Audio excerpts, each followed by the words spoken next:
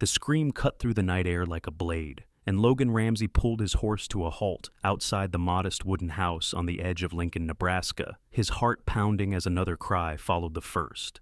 It was October 1882, and the autumn wind carried the sounds of violence through the darkness, making his blood run cold. He had been riding back to his ranch after delivering cattle to the stockyards, bone-tired and ready for sleep. But something about those desperate sounds made him swing down from his saddle without thinking twice.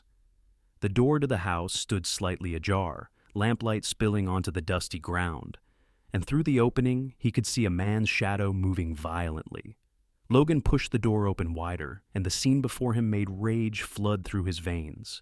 A woman with long dark hair was on the floor, her arms wrapped protectively around her swollen belly, while a burly man stood over her with his fist raised. The woman's lip was bleeding, and tears streamed down her face as she tried to shield herself and the child she carried. "Please, Marcus," she sobbed. "Please stop. Think of the baby." The man called Marcus brought his boot back to kick her, and that was when Logan moved. He crossed the room in 3 long strides and grabbed Marcus by the collar, yanking him backward with enough force to send him stumbling into the wall. Marcus whirled around, his face twisted with drunken fury, his breath reeking of whiskey. "Who the hell are you?" Marcus snarled, trying to right himself. "This is my house, my wife, and you have no business here." "Any man who beats a pregnant woman has no claim to either," Logan said, his voice low and dangerous. He was tall, broad-shouldered from years of ranch work, and his gray eyes were hard as stone. "You touch her again, and I will make sure you regret it." Marcus lunged forward, throwing a wild punch that Logan easily dodged. Logan responded with a solid hit to Marcus's jaw that sent him crashing to the floor. The man groaned and tried to get up, but Logan planted his boot firmly on Marcus's chest. "Stay down," Logan commanded. He looked over at the woman, who was still on the floor, her blue eyes wide with shock and fear. "Madam, can you stand?" She nodded shakily and began to push herself up. Logan kept his boot on Marcus's chest while reaching out his free hand to help her. She took it, her fingers trembling in his palm, and he felt the delicate bones beneath her skin. She was painfully thin, except for her pregnant belly, and he could see bruises on her arms that were already turning purple. His jaw tightened. "Get whatever you need," he told her quietly. "You are not staying here tonight." "You cannot just take my wife," Marcus spat from the floor, his words slurred. "I will have the law on you." "The law?" Logan let out a harsh laugh. "I would welcome that conversation. Let us discuss how a man treats his pregnant wife with fists and boots. I am sure Sheriff Morrison would be very interested." The woman hesitated, looking between Logan and Marcus with obvious terror. Logan could see the calculation in her eyes, the fear of what would happen if she left, but also the fear of what would happen if she stayed. "Please," she whispered, "he will kill me. He said if the baby is not a son, he will kill us both." That decided it. Logan pressed his boot down harder, making Marcus wheeze. "If you come after her, if you so much as look at her wrong, I will finish what I started tonight. Do you understand me?" Marcus glared, but said nothing. Logan took that as agreement and removed his boot, then quickly grabbed the woman's arm gently and guided her toward the door. She snatched a worn carpet bag from beside the bed as they passed, and then they were outside in the cold night air. Logan lifted her onto his horse with careful hands, mindful of her condition, then swung up behind her. She was shaking violently, whether from cold or shock he could not tell. He shrugged out of his coat and wrapped it around her shoulders, then urged his horse into a steady walk away from the house. Behind them, he could hear Marcus cursing and shouting, but the man did not follow. He was likely too drunk to walk straight, let alone give chase. They rode in silence for several minutes. Logan could feel the woman's trembling slowly subsiding, though she remained tense in his arms. He kept one arm loosely around her waist to steady her, making sure not to press against her belly. "What is your name?" he asked softly. "Beatrice," she replied, her voice barely above a whisper. "Beatrice Owens. Well, Beatrice Morrison now, I suppose, though I wish I could forget that name." "Morrison?" Logan frowned. "Any relation to the sheriff?" "His nephew," she said bitterly. "That is why I could never go to the law. Marcus always said his uncle would never believe me, and even if he did, family comes first."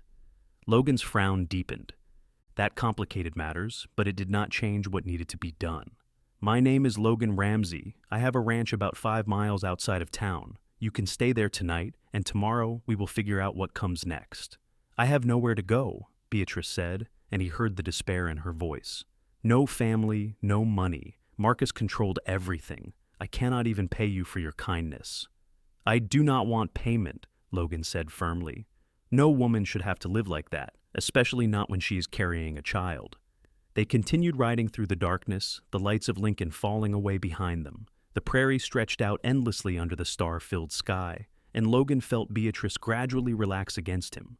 By the time they reached his ranch, her head was resting against his chest, and her breathing had evened out. She had fallen asleep from sheer exhaustion. The ranch was modest but well-maintained. Logan had built most of it himself over the past 6 years, starting with nothing but determination and a small inheritance from his father. The main house was a sturdy 2-story structure with a wide porch, and behind it stood a barn, a stable, and several outbuildings. He raised cattle and horses, and did well enough to employ 2 ranch hands who lived in the bunkhouse. He brought his horse to a stop in front of the house and carefully dismounted, then reached up to lift Beatrice down. She stirred as he carried her up the porch steps, her eyes fluttering open. "It is all right," he murmured. "We are at my ranch. You are safe now." Inside, he lit a lamp and carried her upstairs to the guest bedroom. It was a simple room with a brass bed, a dresser, and a washstand, but it was clean and comfortable. He set her gently on the bed and went to light the small stove in the corner to warm the room. Beatrice sat on the edge of the bed, looking around with dazed eyes. Now that they were in better light, Logan could see the full extent of her injuries. Her left eye was swelling shut, her lip was split, and there were finger-shaped bruises on her throat. Fury rose in him again, but he pushed it down. She needed calm right now, not anger. "Let me get you some water," he said, heading for the door. "Wait," she called out, and he turned. "Why are you doing this? You do not even know me." Logan met her eyes, those blue eyes that held so much pain and confusion. "Because it is the right thing to do, no other reason needed." He went downstairs and returned with a basin of warm water, clean cloths, and some salve that he kept for cuts and bruises. Beatrice had not moved from where he left her. He set the basin on the washstand and wrung out a cloth. "May I?" he asked, gesturing to her face. She nodded, and he carefully began to clean the blood from her lip and chin. She winced but did not pull away. Up close, he could see that she was beautiful, despite the bruises, with delicate features and thick dark lashes. She looked to be in her early 20s, though the hardship in her eyes made her seem older. "How far along are you?" he asked as he worked. 6 months, she said. "Maybe 7. It is hard to tell. The doctor only saw me once when Marcus thought something might be wrong. He did not want to waste money on more visits." Logan's jaw tightened again, but he kept his touch gentle. "You should see a doctor tomorrow. Make sure you and the baby are all right after tonight." "I told you, I have no money. I will pay for it." She pulled back, staring at him. "Why would you do that? I am nothing to you. Just another man's wife with troubles." "You are a woman who needs help," Logan said simply. "And as for being another man's wife, any man who does what Marcus did tonight has no right to call himself a husband." He finished cleaning her face and applied the salve to her split lip. "You should rest now. Tomorrow we can talk about what to do next." Beatrice caught his hand as he started to pull away. "Thank you," she whispered, tears spilling down her cheeks. "I thought I was going to die tonight. I thought he was going to kill my baby." Logan squeezed her hand gently. "You are both safe now. I give you my word on that." He left her to rest and went back downstairs, his mind churning. The situation was more complicated than he had initially thought. Marcus being the sheriff's nephew meant that going to the law might not help. In fact, it could make things worse. But Beatrice could not just disappear either. Eventually, Marcus would come looking for her, and when he did, there would be trouble. Logan spent most of the night sitting in his kitchen, drinking coffee and thinking. By the time dawn broke over the prairie, he had the beginnings of a plan. It was not perfect, but it was better than nothing. He made breakfast as the sun rose, bacon and eggs and fresh bread from the batch his housekeeper had made 2 days ago. Mrs. Chen was a Chinese woman who had worked for him for 3 years, cooking and keeping house in exchange for room, board, and fair wages. She would be arriving soon for the day, and Logan needed to prepare her for their unexpected guest. Beatrice came downstairs just as he was setting the table. She had changed into a clean dress from her bag, a faded blue cotton thing that had been mended many times. Her face looked worse in the morning light, the bruises darkening to deep purple and black, but she held herself with quiet dignity. "Good morning," Logan said, pulling out a chair for her. "Please, sit. You must be hungry." She sat slowly, wincing as she moved. Logan suspected she had bruises on her ribs as well, maybe even cracked bones, all the more reason to get her to a doctor. "I am sorry for all this trouble," she began, but he cut her off. "You have nothing to apologize for. None of this is your fault." He served her a generous portion of food and poured her coffee. "Eat. You need your strength." They ate in silence for a few minutes. Beatrice picked at her food at first, then began eating with more enthusiasm, as if she had not had a proper meal in some time. Logan suspected that was probably true. Men like Marcus often controlled the food, using it as another way to maintain power. "I have been thinking," Logan said when she had finished eating, "about what to do next. You are right that you cannot go to the sheriff, not if he is Marcus's uncle, but there are other options." "Like what?" Beatrice asked, her voice small. "You could stay here," Logan said. "On the ranch. I could use help with the household, especially with Mrs. Chen getting older. It would be a legitimate position, with wages and a place to live." Beatrice stared at him. "You would let me stay, even though Marcus will come looking for me?" "Let him come," Logan said grimly. "This is my land, and I decide who stays on it. If he tries to take you by force, he will find himself on the wrong end of a rifle. But the law? The law says a man cannot just beat his wife and expect no consequences. It also says a woman has the right to safety. If it comes to it, we will get a lawyer involved. A good one from Omaha, not someone local who might be in the sheriff's pocket." Beatrice's eyes filled with tears again. "I do not understand why you are being so kind to me." Logan set down his coffee cup and looked at her seriously. "My mother was in a situation like yours once, when I was very young. My father drank, and when he drank, he used his fists. She had nowhere to go, no one to help her. She endured it for years until he finally drank himself to death." He paused, the old pain surfacing briefly. "I was 12 when he died, and I remember thinking that someone should have helped her. Someone should have stopped him. I swore then that if I ever saw a woman being treated that way, I would not turn a blind eye. So that is why I am helping you, because someone should have helped my mother, and I can at least make sure you do not suffer the same way." Beatrice reached across the table and took his hand. "I am so sorry. That must have been terrible for both of you." "It was a long time ago," Logan said, though the memories still stung. "My mother lived another 10 years after he died. They were good years, peaceful years. She got to see me start this ranch before she passed. I like to think she would approve of what I am doing for you." "I am sure she would," Beatrice said softly. The sound of a wagon approaching made them both look up. Logan stood and went to the window, then relaxed.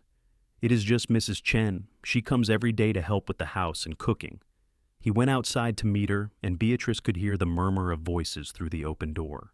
A few minutes later, Logan returned with a small, elderly Chinese woman who looked at Beatrice with sharp, intelligent eyes. "Mrs. Chen, this is Beatrice. She will be staying with us for a while," Logan said. "Beatrice, Mrs. Chen is my housekeeper and the best cook in Nebraska." Mrs. Chen made a small huffing sound that might have been amusement or dismissal. It was hard to tell. She came closer and studied Beatrice's battered face with a frown. "Bad husband?" she asked bluntly. Beatrice blinked in surprise, but nodded. "Yes." "Good you leave," Mrs. Chen said firmly. "Bad man not deserve good wife. You stay here, Mr. Ramsey. Good man. He take care of you." She turned to Logan. "Girl need to see doctor. Baby may be hurt." "I know," Logan said. "I'm going to take her into town this morning." Mrs. Chen shook her head. "Sheriff nephew is bad husband, yes? You take her to town, maybe trouble. I know Chinese doctor in immigrant quarter. He good, he help, he not ask questions." Logan considered this, then nodded. "That might be better. Can you take us to him?" "I take her," Mrs. Chen said. "Better if you not go. People see white man and beat up woman, they talk. People see two women, they not notice so much." It made sense, though Logan was reluctant to let Beatrice out of his sight. But Mrs. Chen was right about the gossip. If people saw him with a battered woman who was clearly someone else's wife, rumors would spread like wildfire. "All right," he agreed, "but take the wagon and take my rifle, just in case." "Mrs.?" Chen nodded and turned to Beatrice. "You come. We go now?" Beatrice stood slowly, and Logan could see the fear in her eyes. He moved closer and spoke quietly. "You will be safe with her. Mrs. Chen is tougher than she looks, and she knows how to use a rifle. I will be here when you get back." "What if Marcus comes while I'm gone?" "Then I will deal with him," Logan said firmly. "But I do not think he will come this soon. He will need time to nurse his hangover and his jaw." That got a small, shaky smile from her, and Logan felt something warm unfold in his chest. Even bruised and frightened, she had not lost her ability to find a moment of humor. That took strength. He watched as Mrs. Chen helped Beatrice into the wagon and then drove off toward town. The immigrant quarter was on the far side of Lincoln, a collection of small shops and homes where Chinese, Irish, and German immigrants had settled. It was a tight-knit community that looked after its own and asked few questions of outsiders who came seeking help. Logan spent the morning working around the ranch, but his mind was never far from Beatrice. He kept glancing up at the road, watching for Marcus or anyone else who might come looking for her. His two ranch hands, Tom and Jesse, arrived mid-morning, and he gave them their tasks for the day without mentioning their house guest. He would tell them when the time was right, but for now, the fewer people who knew, the better. It was past noon when the wagon finally returned. Logan was in the barn checking on a mare that was due to foal any day, but he heard the wheels and came out immediately. Mrs. Chen was driving, and Beatrice sat beside her, looking exhausted but calmer than she had that morning. Logan helped Beatrice down from the wagon, his hands careful on her waist. "What did the doctor say?" "He said the baby seems healthy," Beatrice replied, relief evident in her voice. "My ribs are bruised but not broken.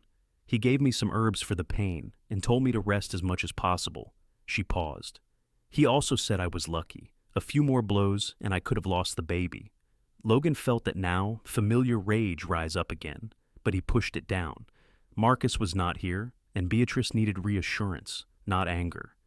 "You are both safe now. That is what matters." Mrs. Chen climbed down from the wagon and began unloading supplies. "I buy food for special diet," she announced. "Woman with baby need good food, lots of vegetables, meat, milk. Also buy fabric. She need new dresses. These ones," she gestured dismissively at Beatrice's worn clothing, "no good." "Mrs. Chen, you did not have to do that," Beatrice protested. "I already owe Mr. Ramsey so much." "Not owe anything," Mrs. Chen said firmly. "Mr. Ramsey has money. He can afford. You take care of baby. That is what matters."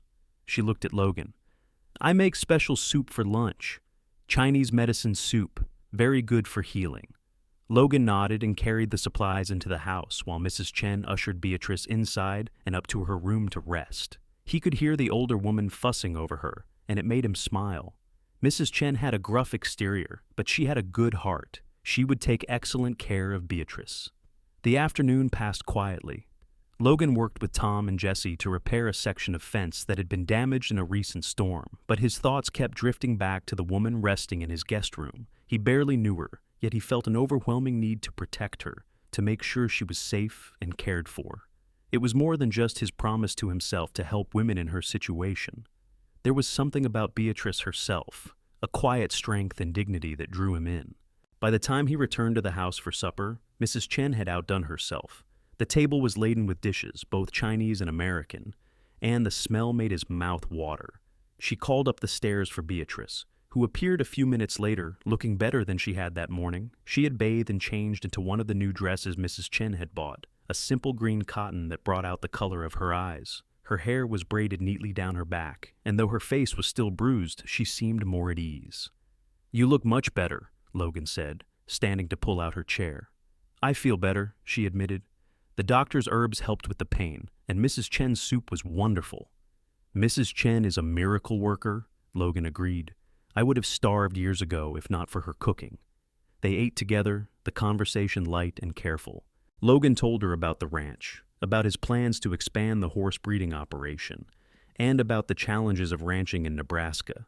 Beatrice listened intently, asking intelligent questions that showed she was genuinely interested.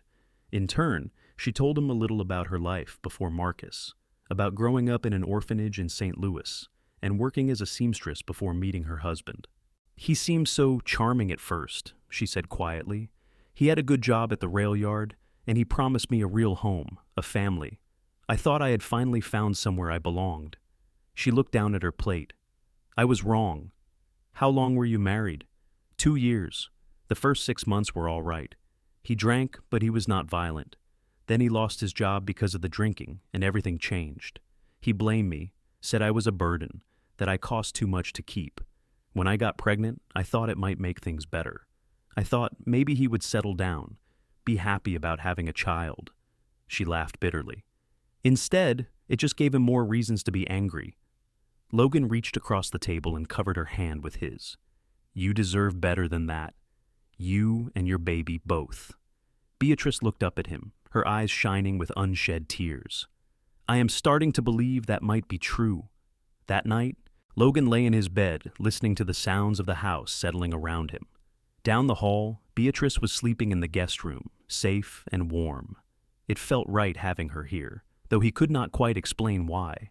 He had lived alone for years, content with his own company and the occasional visits from friends in town. But having Beatrice under his roof changed something. The house felt more like a home, less like just a place to sleep between long days of work. He was still thinking about her when he finally drifted off to sleep.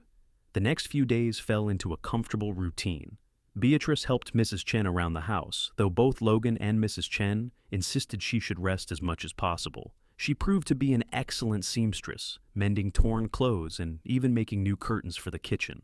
Logan caught himself watching her sometimes, admiring the way her hands moved deftly over the fabric, the way she hummed softly while she worked.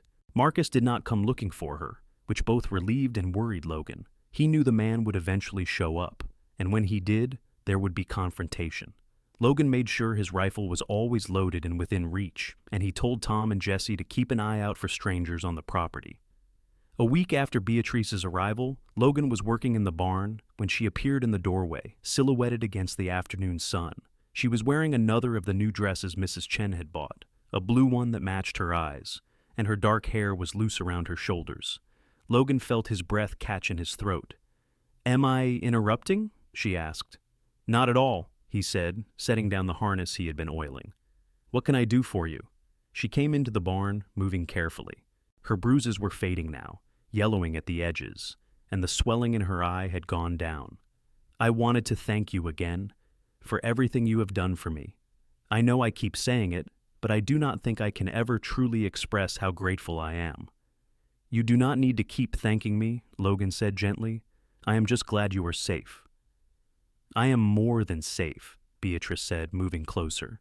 "I feel like I can breathe for the first time in years, like I can actually think about the future instead of just surviving day to day." She paused, her hand resting on her swollen belly. "I have been thinking about what I want for my baby. I want them to grow up knowing kindness, seeing what a good man looks like. I want them to have the kind of life I never had." Logan felt something shift inside him, a feeling he could not quite name. "Your child is lucky to have you as a mother. You are stronger than you know." "I do not feel strong," she admitted. "Most of the time, I just feel scared." "Being scared does not mean you are not strong," Logan said. "You left a terrible situation, even knowing you had nowhere to go and no money. You protected your baby when Marcus was hitting you. That takes more courage than most people ever have to show." Beatrice looked up at him, and in her eyes, he saw something that made his heart beat faster. It was not just gratitude or relief. It was something deeper, something that mirrored the strange feelings that had been growing in him all week. "Logan," she said softly, and his name on her lips sent warmth through his chest. "Can I ask you something? Anything. Why have you never married? A man like you, with a good ranch and a kind heart. Surely women have been interested." Logan smiled slightly. "Some have been. But I have never found anyone who felt right. I did not want to marry just for the sake of being married. I wanted to find someone I could truly care for, someone who would be a real partner." He met her eyes. "I have always believed that when I found the right woman, I would know." The air between them felt charged, heavy with unspoken words. Beatrice took another step closer, and Logan could smell the lavender soap she had used that morning. His hands itched to reach out and touch her, to pull her close, but he held back. She was still another man's wife, still vulnerable and healing. It would not be right. "I should let you get back to work," Beatrice said, though she made no move to leave. "Or you could stay and keep me company," Logan suggested. "If you want." She smiled, a real smile that lit up her whole face despite the fading bruises. "I would like that." So she stayed, sitting on a bale of hay while Logan worked, and they talked. They talked about everything and nothing, about their childhoods and their dreams, about books they had read and places they wanted to see. Logan discovered that Beatrice had a sharp wit and a love of learning, that she had taught herself to read as a child and had devoured every book she could get her hands on. She learned that Logan had a gentle way with animals and a deep love for the land, that he had fought hard to build his ranch from nothing and was proud of what he had accomplished. The afternoon slipped away, and by the time Mrs. Chen called them for supper, Logan realized he had not been this happy in years. That evening, after Mrs. Chen had gone home and the ranch was quiet, Logan and Beatrice sat on the front porch watching the sun set over the prairie. The sky was painted in shades of gold and crimson, and a cool breeze carried the scent of grass and earth. "I love this time of day," Beatrice said softly. "Everything feels peaceful." "It is my favorite time, too," Logan agreed. He was acutely aware of how close she was sitting, her shoulder almost touching his. "Sometimes I sit out here and think about how lucky I am.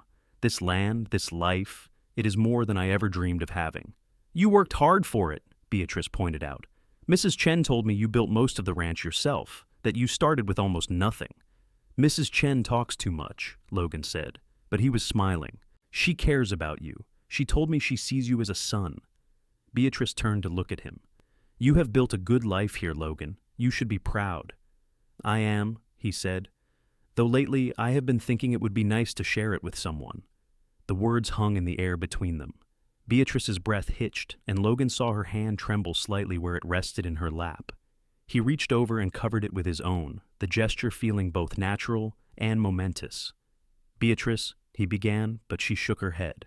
"Do not say anything you might regret," she whispered. "I am still married to Marcus. I am carrying his child. You have already done so much for me. You should not feel obligated to do more." "Obligated?" Logan turned to face her fully. "Is that what you think this is? Obligation?" "What else could it be?" she asked, her voice breaking. "You rescued me out of kindness. You have given me shelter out of decency. Why would you want anything more with a woman who is broken and battered and tied to another man?" "You are not broken," Logan said fiercely. "And you are not tied to Marcus, not in any way that matters. He lost any claim to you when he raised his fist. As for what I want," he paused, choosing his words carefully. "I know it is too soon. I know you need time to heal, to figure out what you want for yourself and your baby. But I need you to know that what I feel for you is not obligation or pity. It is something real, something I have never felt before." Beatrice stared at him, tears spilling down her cheeks.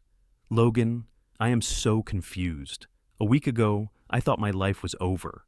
Now I am here with you, and I feel things I should not feel, not when I am still married, not when I am pregnant with another man's child." "Your heart knows what it wants," Logan said gently. "Even if your head is telling you it is wrong. Trust yourself, Beatrice. You are stronger and braver than you give yourself credit for." She leaned into him then, resting her head on his shoulder, and Logan wrapped his arm around her carefully. They sat like that as the sun disappeared below the horizon and the stars began to appear, one by one, in the darkening sky. The peaceful days could not last forever. A week and a half after Beatrice came to the ranch, Marcus finally appeared. Logan was working with one of the horses in the corral when he saw a rider approaching. His gut told him who it was before the man was close enough to recognize, and he called out to Tom to get the rifle from the barn.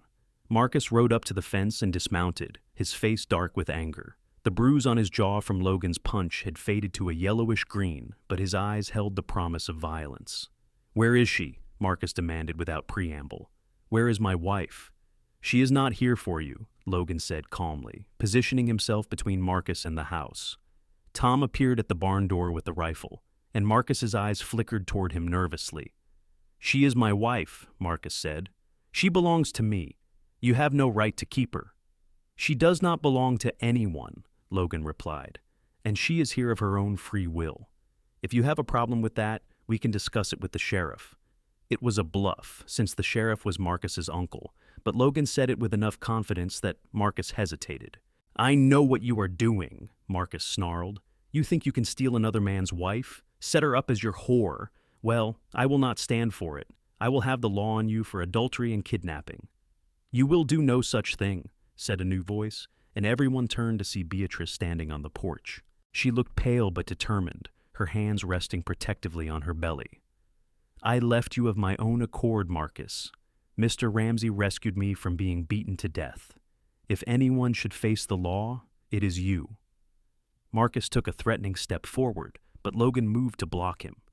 "Do not even think about it. This is between me and my wife," Marcus said. "Stay out of it." "She stopped being your wife the moment you hit her," Logan said coldly. "Now get off my land." "I am not leaving without her." "Then you are not leaving," Logan said, and nodded to Tom, who raised the rifle. "Because I will shoot you myself before I let you take her." Marcus looked between Logan, Tom, and Beatrice, clearly calculating his options. Finally, he spat on the ground. "This is not over. I will be back with the law, and then we will see who is right." "You do that," Logan said. "I look forward to explaining to your uncle how you beat your pregnant wife until she feared for her life." Marcus mounted his horse and rode off, but the look he threw back over his shoulder promised retribution. Logan watched him go, then turned to Beatrice. She had sunk down onto the porch steps, shaking. He went to her immediately, kneeling beside her and taking her hands. "Are you all right?" "I thought I was ready to face him," she said, her voice trembling. "But seeing him again, hearing his voice, I just felt so afraid." "You were incredibly brave," Logan said firmly. "You stood up to him, and he backed down. That takes real courage." "He said he would come back with the sheriff," Beatrice said. "What if they make me go with him? What if I have no choice?" "You always have a choice," Logan said. "And I meant what I said. I will not let him take you. Whatever it takes, we will fight this." Tom came over, still holding the rifle. "Boss, you want me and Jesse to keep watch, in case he comes back with reinforcements?" "Yes," Logan said. "Make sure you are armed at all times. If Marcus shows up again, fire a warning shot and come get me immediately. Do not engage with him unless you have no choice." Tom nodded and headed off to find Jesse. Logan helped Beatrice to her feet and guided her inside, where Mrs. Chen was waiting with worried eyes.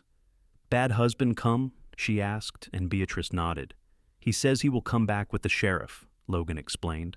"We need to be prepared for that." Mrs. Chen made a dismissive sound. "Sheriff cannot make woman go back to bad husband. Law say man cannot beat wife." "The law says a lot of things," Logan said grimly. "But that does not mean they are always enforced, especially not when the husband is the sheriff's nephew." Over the next few days, Logan made preparations. He sent a telegram to a lawyer in Omaha, a man who had helped him with some property disputes years ago. He gathered statements from Mrs. Chen and the Chinese doctor who had treated Beatrice, documenting her injuries. He even convinced Beatrice to write out her own account of Marcus's abuse, though it pained her to relive those memories. But the sheriff never came. Days turned into weeks, and there was no sign of Marcus or any legal action. Logan did not trust it. Men like Marcus did not give up so easily, and the silence felt ominous. Meanwhile, the bond between Logan and Beatrice continued to grow. They spent their evenings on the porch, talking and watching the stars. Sometimes he would read to her from books in his small library, and she would sew or knit baby clothes while she listened. Other times they would just sit in comfortable silence, content in each other's company.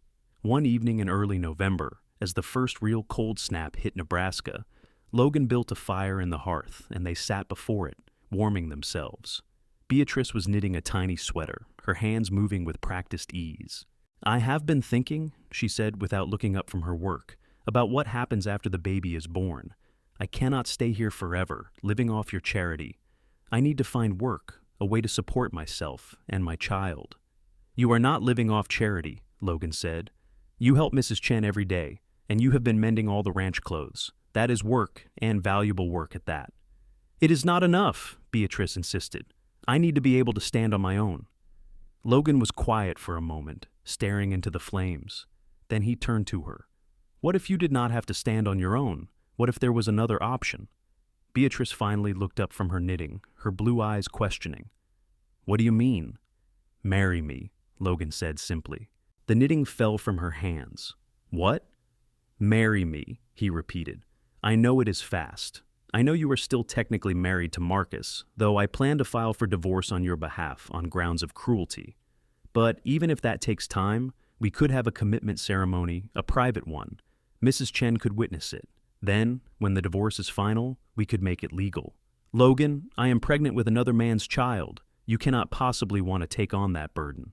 "It is not a burden," Logan said intensely. He moved from his chair to kneel before her, taking her hands in his. "Beatrice, these past few weeks with you here have been the happiest of my life. I wake up looking forward to seeing you at breakfast. I find excuses to come back to the house during the day just to talk to you. When I think about the future, I cannot imagine it without you in it." He paused. "And your baby? Whatever child you have, I would raise them as my own. They would have my name, my protection, everything I can give them." Tears were streaming down Beatrice's face. "Why? Why would you do that?" "Because I love you," Logan said, the words coming easily even though he had never said them to anyone before. "I know it is fast, I know it is complicated, but it is true. I love you, Beatrice, and I want to spend my life with you." She pulled her hands free and covered her face, her shoulders shaking with sobs. Logan waited, his heart pounding, terrified that he had pushed too hard, too fast. But then she lowered her hands and looked at him with eyes full of wonder and joy. "I love you too," she whispered. "I have been fighting it, telling myself it was wrong, that I was just confused because you saved me. But it is real. What I feel for you is real." Logan felt as if his heart might burst. He pulled her into his arms, mindful of her belly, and held her close. She clung to him, her face buried in his chest, and they stayed like that for a long time, the fire crackling beside them. "Is that a yes, then?" Logan asked when they finally pulled apart. "Will you marry me?" "Yes," Beatrice said, laughing through her tears. "Yes, I will marry you." He kissed her then, a gentle, tender kiss that held all the promise of the future they would build together. When they broke apart, both were smiling. "We should talk to the lawyer about the divorce," Logan said, already planning. "The sooner we can make this legal, the better. In the meantime, we can have Mrs. Chen perform a ceremony, something private that will bind us together, even if it is not recognized by law yet." "What about Marcus?" Beatrice asked, fear creeping into her voice. "What will he do when he finds out?" "Let me worry about Marcus," Logan said firmly. "You just focus on staying healthy and safe." The next few weeks were busy ones. The lawyer in Omaha agreed to file for divorce on Beatrice's behalf, citing Marcus's cruelty and violence as grounds. It would take time, possibly 6 months to a year, before the divorce was final, but the process was underway. In the meantime, Logan and Beatrice planned their private ceremony. Mrs. Chen was overjoyed when they told her. "I knew this would happen," she said with satisfaction. "I see the way you look at each other. Very good match." They held the ceremony on a cold December morning in the ranch house parlor. Mrs. Chen had decorated the room with evergreen branches and candles, and Tom and Jesse stood as witnesses. It was simple and informal, but it felt real to Logan and Beatrice. They exchanged vows they had written themselves, promising to love and honor each other for the rest of their lives. Logan slipped a simple gold band onto Beatrice's finger, one that had belonged to his mother, and she gave him a ring she had made herself by braiding strands of her own hair and setting them in a copper band. When Mrs. Chen pronounced them married in the eyes of those present, Logan kissed his bride with a joy that filled every corner of his being. Beatrice was his wife now, in every way that truly mattered, and he would spend the rest of his life making sure she never regretted saying yes. The winter passed peacefully. Beatrice's belly grew larger, and Logan found himself constantly amazed by the miracle of the life growing inside her. He would place his hand on her stomach and feel the baby kick, and each time it filled him with a sense of wonder and purpose. This child would be his, regardless of biology. He would be their father in every way that counted. Marcus did not return, and Logan began to hope that perhaps the man had given up. But in late January, just as Beatrice was entering her 9th month, trouble came calling in a different form. Sheriff Morrison appeared at the ranch one afternoon with 2 deputies. Logan met them at the door, his face carefully neutral, even as his hand rested on the revolver at his hip. "Sheriff," he said politely, "what can I do for you?" "We are here on official business," Morrison said. He was an older man, heavyset, with hard eyes and a mouth set in a perpetual scowl. "I have a complaint from my nephew that you are harboring his wife against her will." "Beatrice is here of her own free will," Logan said. "She left Marcus because he was beating her. I gave her refuge." "That is a matter for the courts to decide," Morrison said. "I am here to take her back to her legal husband." "Like hell you are," Logan said, his voice going cold. "She is 8 months pregnant and in no condition to be moved, and even if she was, I would not let her go back to a man who beat her unconscious." "You do not have a choice in the matter," Morrison said. "I have the law on my side. A wife belongs to her husband. If she has complaints about his behavior, she can bring them to the courts." "We have done that," Logan said. "We filed for divorce in Omaha, citing Marcus's cruelty as grounds." Morrison's expression darkened. "You had no right to do that. She is still legally married to my nephew, and you are interfering in a marriage. I could arrest you for kidnapping." "Try it," Logan said, "and I will make sure every newspaper in Nebraska knows that the Lincoln sheriff forced a beaten pregnant woman to return to her abuser. I am sure that will look excellent for you, come election time." Morrison's jaw worked, but before he could respond, Beatrice appeared in the doorway behind Logan. She was pale and drawn, one hand supporting her belly, but her voice was steady when she spoke. "I am not going anywhere, Sheriff Morrison. I left your nephew because he was killing me. I have medical documentation of my injuries, witness statements, and a lawyer working on a divorce. If you try to force me to leave, I will fight you in every court in the state." Morrison stared at her, clearly not expecting such defiance. "You are making a big mistake, girl. Marcus is willing to forgive you and take you back. You should be grateful." "Grateful?" Beatrice's voice rose. "He broke my ribs. He blackened my eyes. He told me he would kill me and the baby if I bore him anything but a son. Why in God's name would I be grateful to go back to that?" One of the deputies, a young man who looked uncomfortable with the whole situation, cleared his throat. "Sheriff, maybe we should let the courts handle this. If she is filing for divorce—" "Shut up, Parker," Morrison snapped. He turned back to Logan and Beatrice. "This is not over. I will be back, and next time I will have a court order forcing her to return." "You do that," Logan said, "and I will have a countersuit ready charging Marcus with assault and attempted murder. We will see which case the judge is more sympathetic to." Morrison left with his deputies, but the threat hung in the air like smoke. Logan closed the door and turned to Beatrice, who was trembling. "Come sit down," he said gently, guiding her to a chair. "Are you all right? Is the baby?" "The baby is fine," she said, placing a hand on her belly. "Just very active. I think all the excitement upset them." She looked up at Logan with frightened eyes. "What if he comes back with a court order? What if they make me leave?" "Then we will leave," Logan said. "We will go to Omaha, or further if we need to. I will not let them take you."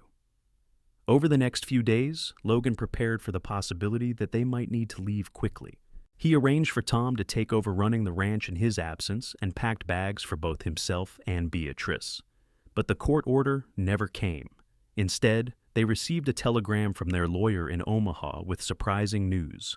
Marcus had been arrested for public drunkenness and assaulting a bartender. He was in jail awaiting trial, and given his record of employment issues and drinking, it was likely he would serve time. The lawyer suggested that this would strengthen their divorce case considerably. Logan read the telegram to Beatrice, and he saw the relief flood through her. "Does this mean it is over?" she asked. "Does this mean he cannot hurt us anymore?" "It means we have breathing room," Logan said carefully. "And it means the courts are more likely to grant the divorce. But we still need to be cautious." 2 weeks later, on a cold February night, Beatrice went into labor. Mrs. Chen had moved into the house days earlier in preparation, and she took charge immediately, sending Logan to boil water and gather clean towels. The local midwife arrived within an hour, and together she and Mrs. Chen helped Beatrice through the long, difficult labor. Logan paced in the hallway outside the bedroom, listening to Beatrice's cries with his heart in his throat. He had never felt so helpless, so desperate to do something, but unable to help. The hours crawled by, and dawn was breaking when he finally heard a different sound, the thin, wailing cry of a newborn baby. The midwife opened the door, smiling. "You can come in now, Mr. Ramsey. You have a daughter." Logan entered the room on shaking legs. Beatrice was propped up in bed, exhausted but smiling, with a tiny bundle wrapped in blankets in her arms. She looked up at him, with tears of joy streaming down her face. "Logan, come meet our daughter," she said. He crossed to the bed and looked down at the baby. She was impossibly small, with a dusting of dark hair and a scrunched-up red face. As he watched, she opened her eyes, and they were blue like her mother's. Logan felt his breath catch in his chest. "She is perfect," he whispered. "Absolutely perfect." "Would you like to hold her?" Beatrice asked. Logan nodded, not trusting his voice. Beatrice placed the baby carefully in his arms, and Logan cradled her with the gentleness he usually reserved for newborn foals. The baby stopped crying and stared up at him with those serious blue eyes, and Logan felt something fundamental shift in his soul. This was his daughter. It did not matter that another man had fathered her. She was his in every way that mattered. "What should we name her?" he asked Beatrice. "I was thinking Rose," Beatrice said softly. "Rosemarie Ramsey." "Rose," Logan repeated, testing the name. "I like it. It is perfect for her." He looked at Beatrice, his heart overflowing with love for both his wife and his new daughter. "You did so well. I am so proud of you." Beatrice reached up and touched his face. "Thank you. For everything. For saving me. For loving me. For giving our daughter a father who will cherish her." "I will always cherish both of you," Logan promised. "Always." Over the next few months, Logan discovered the joys and challenges of fatherhood. Rose was a fussy baby at first, crying often and sleeping little. But as she grew, her personality began to emerge. She was curious and alert, her blue eyes tracking movement around the room. Logan spent hours just holding her, talking to her, singing her songs his mother had taught him. Beatrice would watch them with a soft smile, and Logan knew he had never been happier. In April, the divorce was finalized. Marcus did not contest it, likely because he was still serving his jail sentence. The judge granted Beatrice full custody of Rose and ordered Marcus to stay away from them once he was released. The lawyer also helped Logan legally adopt Rose, giving her his name in the eyes of the law as well as in his heart. On a warm May afternoon, Logan and Beatrice were remarried in a small church in Omaha with Mrs. Chen, Tom, Jesse, and baby Rose in attendance. This time it was legal and binding, recognized by both church and state. Beatrice wore a new dress that Mrs. Chen had made for her, a soft cream color with lace at the collar and cuffs, and she carried wildflowers that Logan had picked that morning. She had never looked more beautiful. When the minister pronounced them husband and wife, Logan kissed her with all the love and joy he felt, and the small congregation applauded. Afterward, they had a celebration dinner at a nice restaurant in Omaha, and Logan thought his heart might burst with happiness. They returned to the ranch the next day, and life settled into a new, wonderful rhythm. Logan worked his land with the satisfaction of knowing he was building something not just for himself, but for his family. Beatrice kept the house and cared for Rose, and in the evenings they would all sit on the porch together, watching the sun set over the prairie. Rose grew quickly, hitting each milestone with determination. By her first birthday, she was walking and beginning to talk, calling Logan Papa and Beatrice Mama in a voice that made them both melt. She had her mother's blue eyes and dark hair, but she had Logan's stubbornness and his love of animals. She would toddle after him in the barn, laughing with delight at the horses and cows. One evening, when Rose was nearly 2, Logan and Beatrice sat on the porch after putting their daughter to bed. Beatrice was quiet, her hand resting on her stomach in a gesture that Logan had come to recognize. "Beatrice?" he asked. "Is everything all right?" She looked at him with shining eyes. "I am pregnant again." Logan felt joy surge through him. "Truly?" "Truly," she confirmed. "I saw the doctor in town today. He thinks I'm about 3 months along. The baby should come in December." Logan pulled her into his arms, kissing her soundly. "That is wonderful news. Rose will have a little brother or sister." "Are you happy?" Beatrice asked. "I know we have not talked much about having more children." "I am thrilled," Logan said honestly. "I want a whole house full of children if you are willing. I want this ranch to be filled with life and laughter." "I want that too," Beatrice said, snuggling into his embrace. "I never thought I could have this, Logan. A loving husband, a safe home, children who will grow up knowing they are wanted and cherished. You gave me all of that. We gave it to each other, Logan corrected. You brought light and love into my life. This ranch was just a place before you came. Now it is a home. The second pregnancy was easier than the first. Beatrice was healthier, happier, and well cared for. Logan doted on her, making sure she rested and ate well. Mrs. Chen fussed over her constantly, making special soups and teas that she swore would ensure a healthy baby.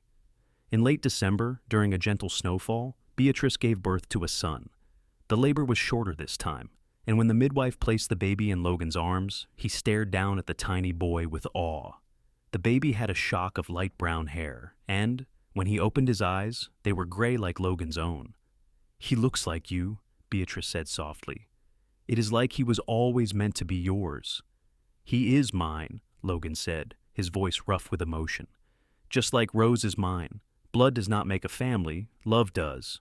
They named him Lucas James Ramsey, and he was a calmer baby than Rose had been. He slept well and ate well, growing chubby and content.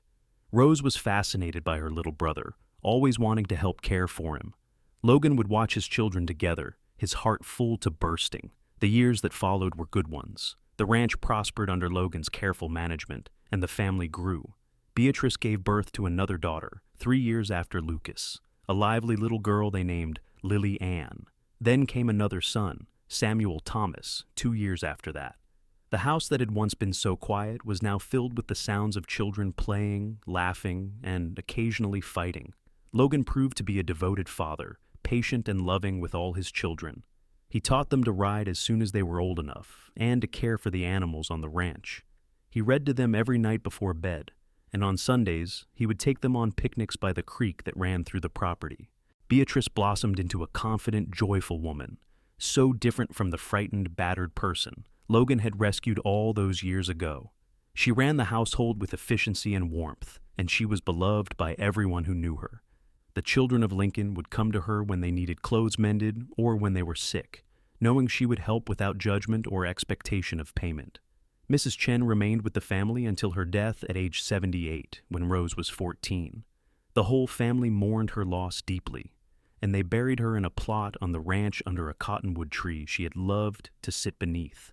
Logan made sure her grave was marked with a beautiful stone that read, "Beloved friend and family, she gave us kindness when we needed it most." Marcus Morrison was released from jail after serving 2 years, but he never returned to Lincoln. They heard through gossip that he had moved to California and remarried.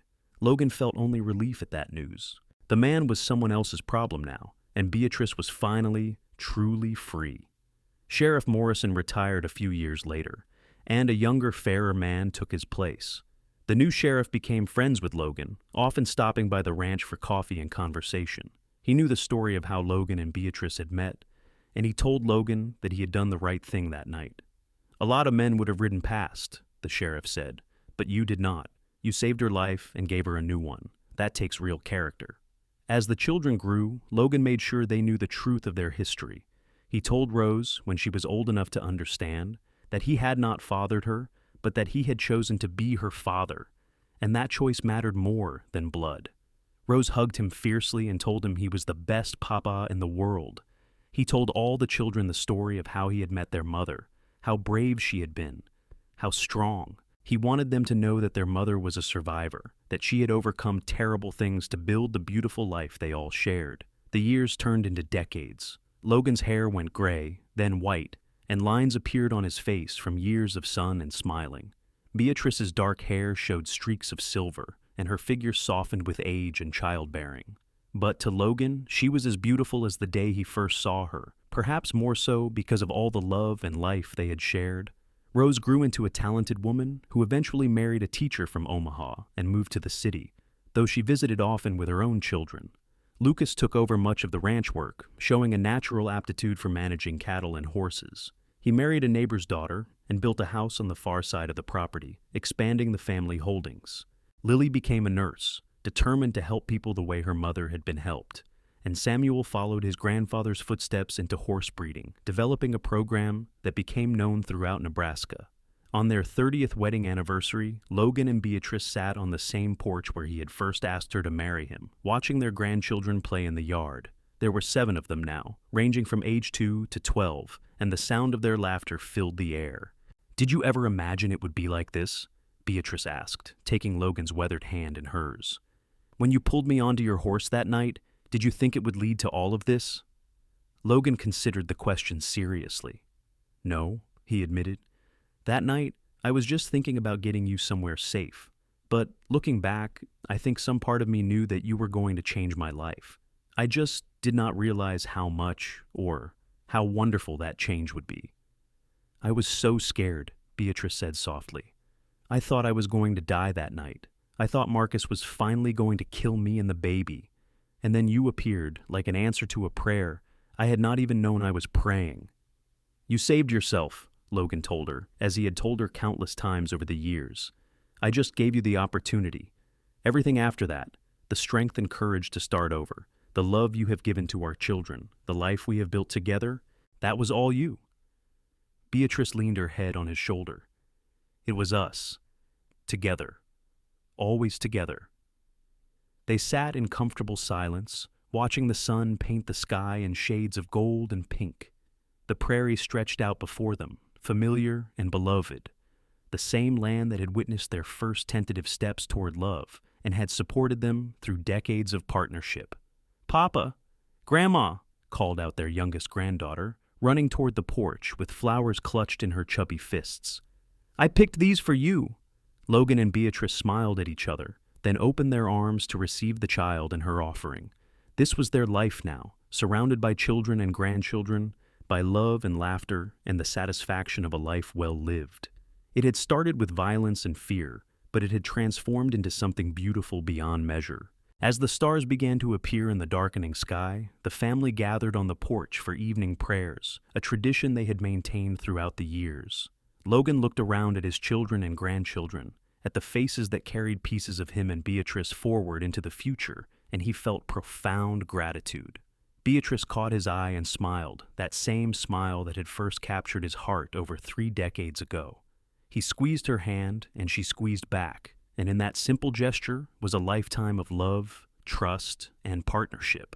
That night, after everyone had gone home or to bed, Logan and Beatrice lay together in the darkness of their bedroom, the window open to let in the cool night breeze. Beatrice's head rested on Logan's chest, and his arm was wrapped around her shoulders, holding her close. "I love you," she murmured sleepily. "Thank you for saving me." "I love you too," Logan replied, pressing a kiss to her forehead. "Thank you for letting me." They drifted off to sleep together, as they had done every night for 3 decades, secure in the knowledge that they had found in each other something rare and precious. A love that had been forged in hardship, tempered by time, and proven unbreakable. From that terrible night when Logan had heard screams in the darkness, they had built a life of joy, purpose, and enduring devotion. The ranch continued to prosper under their stewardship, and later under their children's care. The Ramsey name became synonymous with integrity, quality livestock, and fair dealing throughout Nebraska and beyond.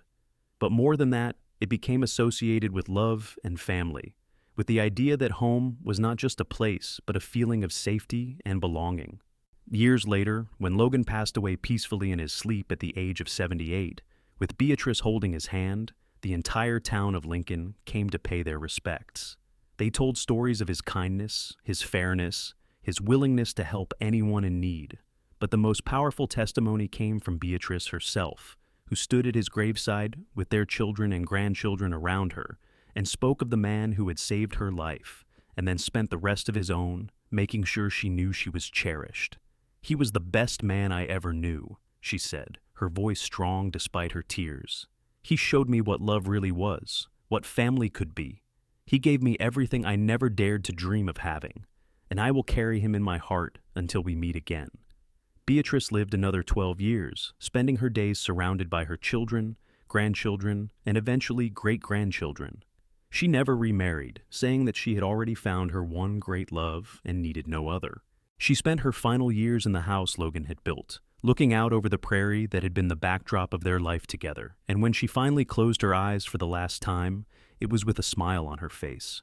They buried her next to Logan, under the spreading oak tree they had planted together on their 5th wedding anniversary.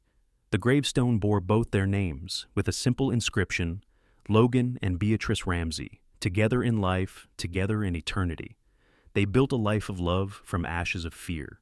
The ranch stayed in the family, passed down through the generations, and with it passed the story of Logan and Beatrice. Great-grandchildren who never knew them personally grew up hearing about the cowboy who stopped a beating and saved a pregnant woman, and about the love that grew from that act of courage. The story became family legend, a reminder that one moment of bravery can change everything, and that love, real love, can heal even the deepest wounds. The house still stands today, restored and maintained by the Ramsey descendants, and on the mantel in the front room sits a photograph taken on Logan and Beatrice's 25th anniversary. In it, they stand together on the porch, his arm around her waist, both of them smiling at the camera with the easy confidence of people who know they are exactly where they belong. Behind them, you can see the prairie stretching to the horizon, and if you look closely, you can see the shadows of their children in the doorway, evidence of the life they created together. It is a testament to the truth that sometimes the worst moments of our lives can lead to the best, that courage in the face of cruelty can change destinies, and that love, when it is real and true and deep, can build something that lasts not just a lifetime, but for generations to come. Logan and Beatrice's story is one of survival, yes, but more than that, it is a story of hope, of second chances, and of the transformative power of love. It is a reminder that one person willing to step up and say, "No more," can change everything, and that the family we choose can be just as powerful as the family we are born into. Their legacy lived on, not just in the ranch or in their descendants, but in the values they embodied: courage, compassion, loyalty, and above all, love. Love that sees beyond circumstances to the person beneath. Love that chooses to stay when leaving would be easier. Love that builds and nurtures and protects. Love that lasts forever. And so, the story of Logan and Beatrice Ramsey, the cowboy and the woman he saved on a cold October night in 1882, became more than just family history. It became a lesson, an inspiration, a reminder that even in our darkest moments, hope can arrive on horseback, ready to carry us somewhere safe. And sometimes, if we are very lucky, that safe place becomes home, and the person who saved us becomes the love of our life. And the ending we feared would never come turns out to be a beginning more beautiful than we could have ever imagined.